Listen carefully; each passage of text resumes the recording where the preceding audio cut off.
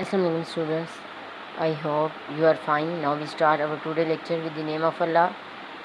So open unit number 9, which is heat and energy, and page is 83. Now we open page number 84. Matter. What is matter? Every student now and also study in previous classes that matter. About matter. Matter is that which has occupied space and volume. Now here we study about heat. Matter is made up of tiny particles. These particles are called ions, atoms or molecules, depend upon the substance. अब matter बहुत छोटे छोटे particles या ज़रात या part से मिलकर बना होता है, हिस्सों से मिलकर बना होता है, जो कि किसी भी सब्सटेंस या किसी भी चीज़ के ऊपर डिपेंड करता है कि अब उन जो छोटे पार्टिकल जिससे मैटर मिलकर बना होता है उसको हम लोग या तो एटम्स कहेंगे या आयन या मॉलिक्यूल। अब हम लोग ये कैसे कहेंगे ये आयन्स है या एटम है या मॉलिक्यूल है, ये उस चीज़ पे डिपेंड करता है। अगर और एक और बात, मैटर में चाहे मैटर की कोई भी स्टेट हो, एज यू नो मैटर है 3 स्टेट्स। मैटर की 3 स्टेट्स हैं। First is solid, liquid and third and last one is gas. ठीक है, मैटर की तीनों स्टेट्स चाहे सॉलिड है, लिक्विड है या गैस है, तीनों में इसके पार्टिकल्स मूव कर रहे होते हैं। वो एवरी टाइम वो मूव कर रहे होते हैं। लेकिन आप लोग सोचेंगे कि अब गैस में तो हमें बिल्कुल वो फ्री होते हैं, आज़ाद होते हैं, उनकी टोटली मूवमेंट यानी कि फ्रीली वो मूव कर रहे होते हैं।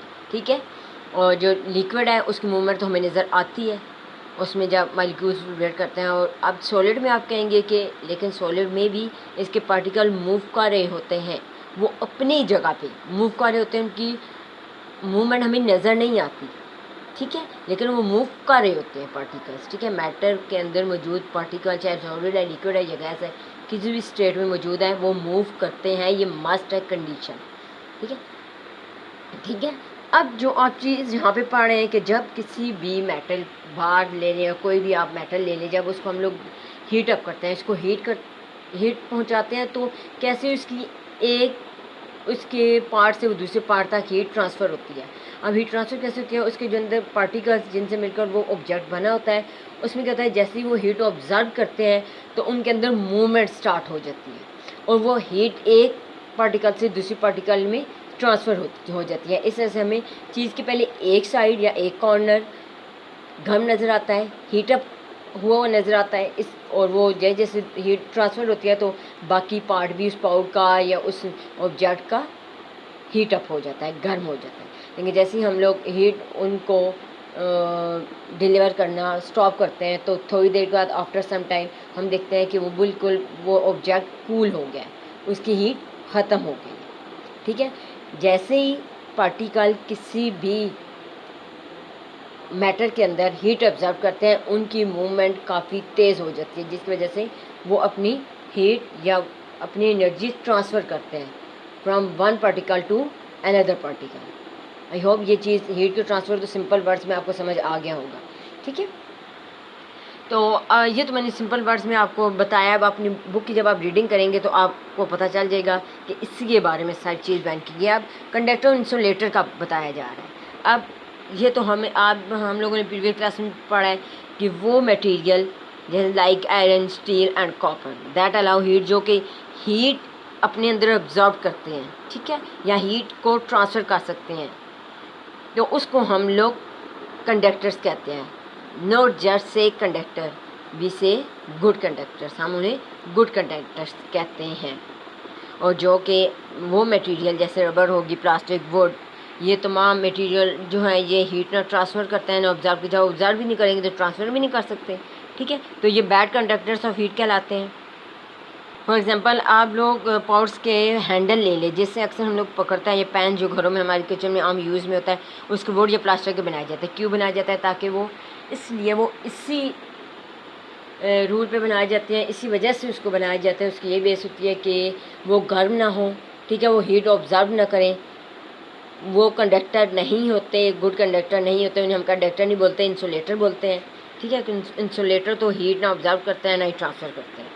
ठीक है, अब फाइटर्स जो कपड़े पहनते हैं, आपने अक्सर देखा होगा, तो वो वाले कपड़े पहनते हैं जिनमें हीट ट्रांसफ़र ना हो, जो हीट ऑब्ज़र्व ना करें, ठीक है, वो भी इसी बेस पे बने होते हैं। उनको हम लोग फाइबर ग्लास कहते हैं, ठीक है। आज हम लोगों ने आपको इसमें जस्ट कंडक्टर इंसुलेटर बताया। नेक्स्ट हम बताएंगे हीट कैसे ट्रांसफ़र होती है।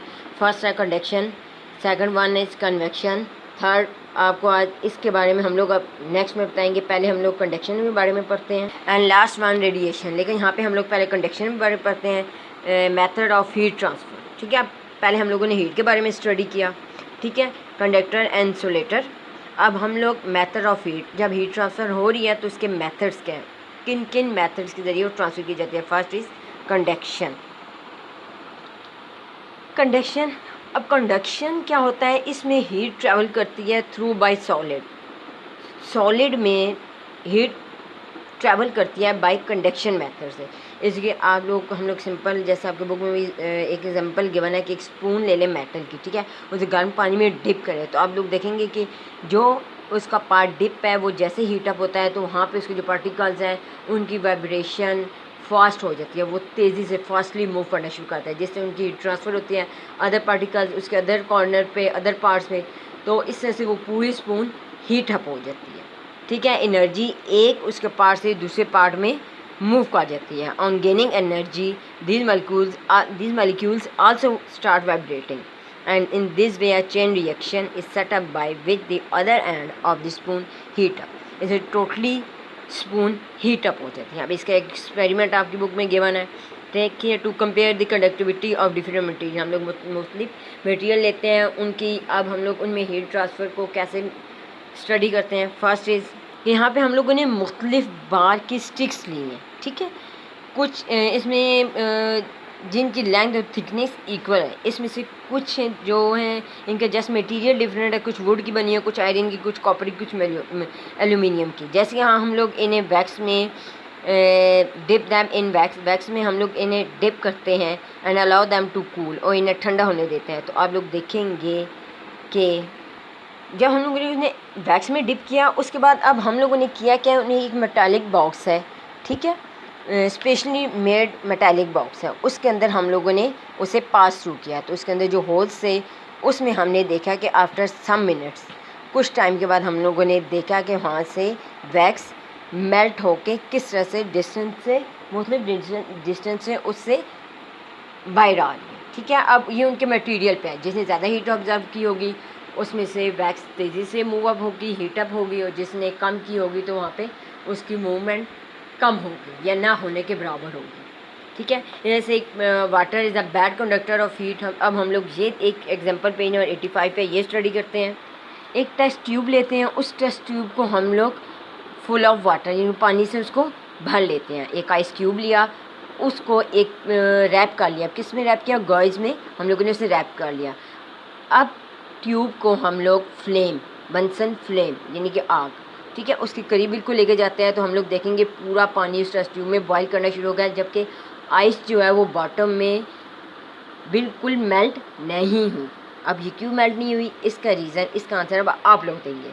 अगर आप लोगों को समझ नहीं आती तो इसका इंशाल्लाह आंसर आपको दे दिया जाएगा। लेकिन पहले आप लोग खुद बताएं कि ये मेल्ट आइस क्यूब क्यों नहीं हुआ जबकि पूरा पानी उस टेस्ट ट्यूब में बॉयल हो चुका है, ठीक है। स्टूडेंट्स, आई होप आप लोग समझ आ गई होगी, तो आप लोग इसका खुद आंसर दे देंगे, ठीक है।